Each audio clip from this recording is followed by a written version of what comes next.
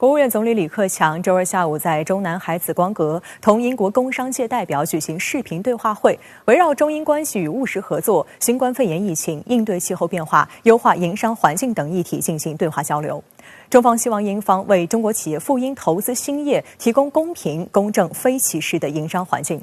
英国舆论积极评价这次对话，英国财政大臣也表示，英国政府应优先考虑与中国的贸易关系。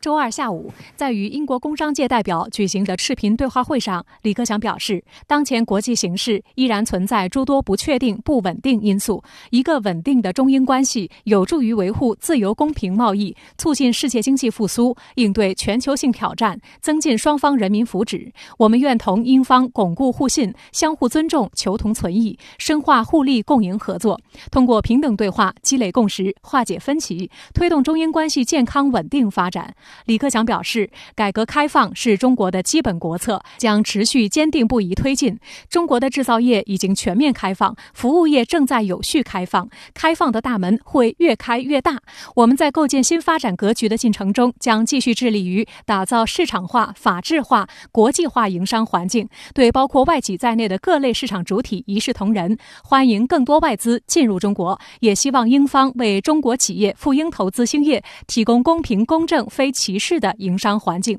李克强总理与英国工商界的这个对话呢，我们觉得的确是释放了一个暖意，也是英国的工商界盼望已久的。因为英国的受疫情的这个冲击呢，它2020年的经济呢大幅下行9.9%，那加强跟中国的合作实际上是针对目前英国在进入欧盟市场的失败的这样一个背景下面，包括跟美国的这个重启自贸协定谈判也是曲折的一个过程当中的，他们非常期待的跟中国加强全方位的经济合作和经贸合作。与会英方人士对两国经贸关系蓬勃发展感到满意，表示中国是英国重要经贸伙伴，英国工商界高度重视中国市场，对中国发展充满信心。两国在金融、服务、农业、医疗、教育、制造业、基础设施等领域合作有巨大双赢空间。英工商界期待进一步加强对华贸易和投资关系，深化务实领域合作，推动英中总体关系发展。此次对话会以增强互信、拓展合作、共谋发展为主题，由中国贸促会和英中贸易协会共同主办。英方有30多家跨国公司和知名机构负责人出席。数据显示，今年第一季度，中国是英国最大的双边贸易伙伴，贸易额约合2142亿元人民币。800多家总部位于中国大陆的公司在英国雇佣了超过7.5万名员工。美国时英财经新闻网引述一名与会的英国企业家的话称，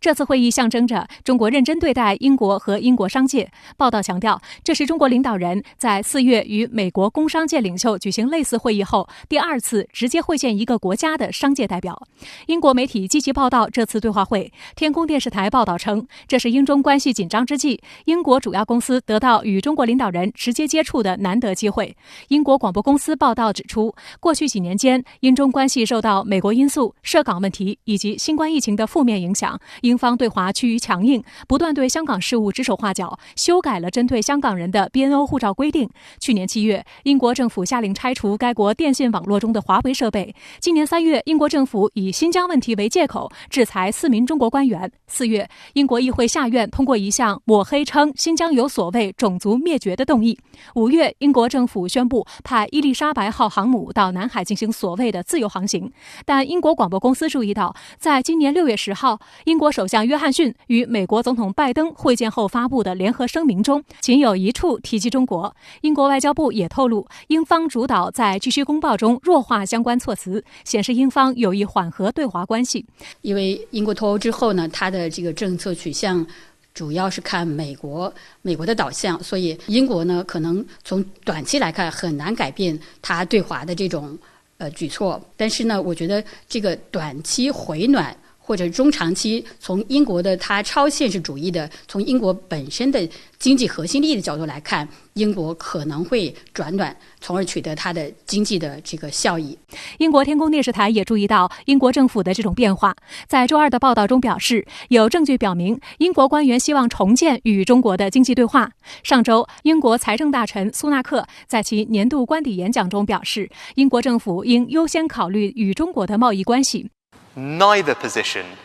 adequately reflects the reality of our relationship with a vast, complex country with a long history. The truth is, China is both one of the most important economies in the world and a state with fundamentally different values to ours. We need a mature and balanced relationship. 苏纳克罕见承认，英国重新进入欧盟市场计划已经失败。英国金融服务业的产值占该国 GDP 的约 80%。英国金融界的市场份额在脱欧后遭到德国法兰克福、法国巴黎和荷兰阿姆斯特丹等欧洲大陆传统金融重镇的蚕食。美国著名投行摩根大通就在巴黎新成立了欧盟贸易中心，计划将日交易量提升至4000亿美元。这显示欧盟的金融去英国化策略正在起效。近日，伦敦证交所与上海证交所的沪伦通再次受到英国舆论关注。苏纳克还提出要让伦敦金融城为中国企业提供总资产价值约合人民币358亿元的金融服务。英国第一方面呢，就是疫情控制是比较困难的。第二呢，它的经济复苏也是非常困难的。英国是对外的这个依存度有非常之高，所以它期待加强跟中国这样一个巨大的一个市场的一个密切的合作。英国的财政大臣其实他也看到了目前英国所处的这样一个环境，所以他希望能够跟中国加强一个成熟稳定的一个中英关系。也不一定是说回到这个卡梅隆时期的这种中英的黄金时代，但是之前的这种